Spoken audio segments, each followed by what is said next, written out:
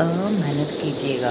मैं अपनी कौम से बात कर रहा हूँ, अपने बच्चों से, अपने उस्तादों से भी, अपने सारे कंपेनियंस से, फ्रेंड्स से, रिलेटिव से, अपनी उम्मती मुसलमान से बात कर रहा हूँ कि एलिवेट करो अपनी अंडरस्टैंडिंग को, बुक्स पढ़ो।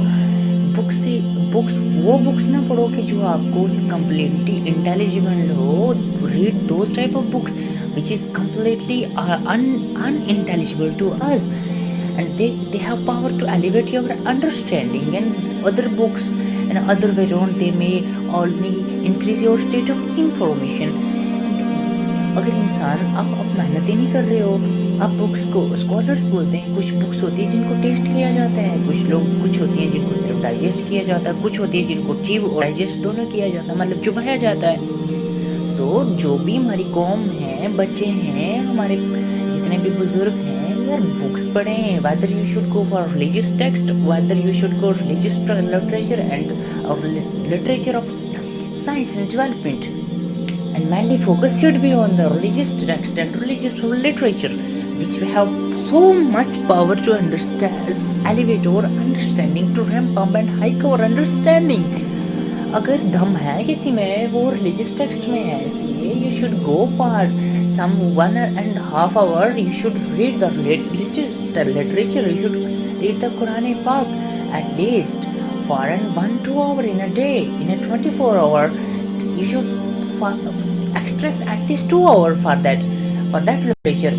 और जहाँ पे भी हैं हमारे ब्रदर्स हैं, आर्मी में हैं, अच्छा जहाँ पे भी हैं, कोई कुछ भी काम कर रहा है, बिजनेस कर रहा है, यार 1-2 बुक्स कम से कम बंदा हमारे कौम के साथ, भाई बहनों के साथ हमेशा होनी चाहिए। हमारे कॉलेज में जो बच्चे पढ़ रहे हैं उनके साथ 1-2 रिलीजियस लिटरेचर होना चाहिए, कुछ ना कुछ बुक होनी चाहिए जो उससे वो अपनी अंडरस्टैंडिंग, यार जो हम बात करते हैं, जो हम लोगों से दिन में बक करते हैं, उसको रिप्लेस नहीं कर सकते हम एटलीस्ट टुवर्ड्स द बुक। अगर बात करनी है तो बुक से बात कीजिए ना, बुक से बात नहीं हो सकती क्या?